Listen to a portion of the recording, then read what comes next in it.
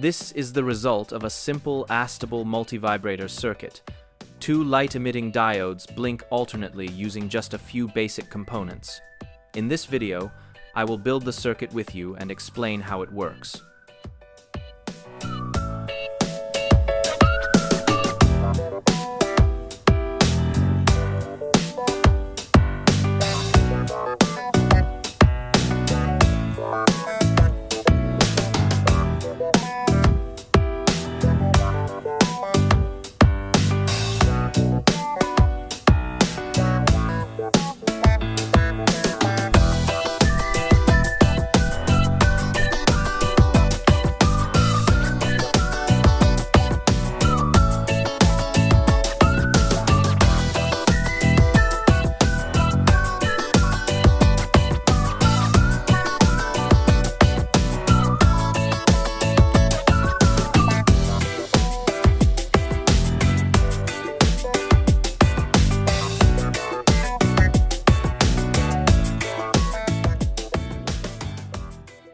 This is the schematic that I have soldered at this stage.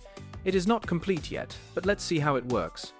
When power is applied, resistor R3 and resistor R4 are current limiting resistors that bias transistor Q1 and transistor Q2 into conduction. Because both transistors conduct, both light-emitting diodes turn on at the same time. At this stage, the circuit does not oscillate, it simply keeps both transistors conducting. Using a voltmeter to measure the voltage at the base of the transistor, we see it is about 0.7 volt. If you do not understand why it is 0.7 volt, remember that between the base and the emitter there is essentially a diode. The current flowing through this diode determines how much the transistor conducts. Because the voltage drop across a diode is about 0.7 volt, the base voltage at this moment is also 0.7 volt.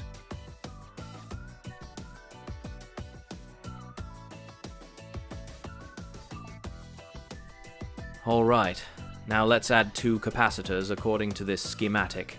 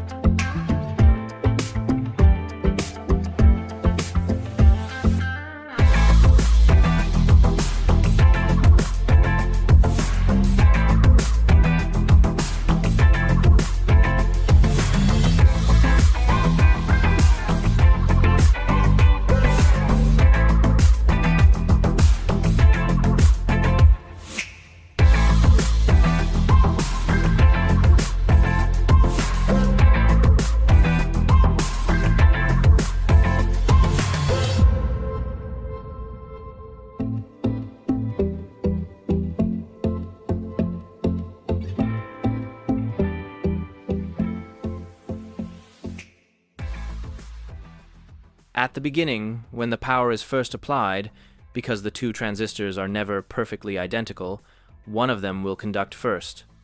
Suppose transistor Q1 conducts first. In this case, the voltage at the collector of Q1 is pulled down close to 0 volt, while the base of Q2 is around 0.7 volt. Since capacitor C2 has not been charged yet, current starts charging it from 0 up to 0.7 volt. During this time, the voltage is not high enough, so Q2 remains off. On the other side, the negative plate of capacitor C1 is at 0.7 volt. Its positive plate is at about 3 volt, because Q2 is off, so C1 also begins to charge. When capacitor C1 is fully charged, the voltage across it is about 2.3 volt.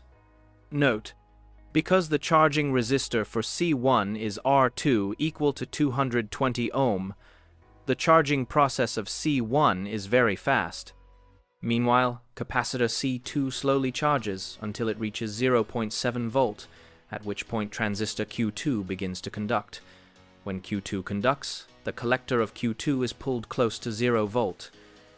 The remaining charge on C1 immediately discharges into the collector of Q2, cutting off the base current of Q1, so Q1 turns off. As a result, LED 1 turns off, and LED 2 turns on. At this moment, capacitor C2 is charged in the same way that capacitor C1 was previously charged. At the same time, the charge on C1 begins to discharge. The base voltage of Q1 rises gradually from about -2.3 volt up to 0.7 volt. When capacitor C1 finishes discharging, the base voltage of Q1 quickly reaches 0.7 volt, causing Q1 to conduct again. From here, the process repeats over and over. Capacitor C1 and capacitor C2 alternately charge and discharge.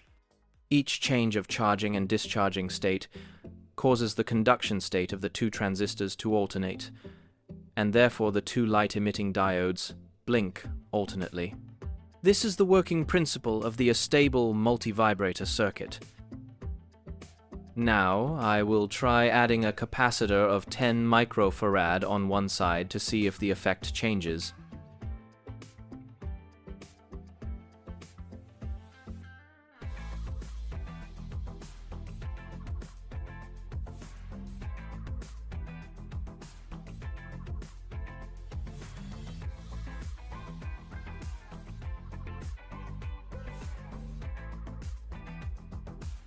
The result is that the blinking time of the light-emitting diodes is no longer equal. One side blinks faster, the other side blinks slower. This shows that the capacitance value determines the blinking period of the light-emitting diode. In summary, with just a few basic components such as transistors, resistors, and capacitors, we can build a simple astable multivibrator circuit. This principle is also the foundation for many practical circuits, such as blinking light, emitting diodes, buzzers, and pulse generators. If you find this video helpful, please press like and subscribe to support my channel.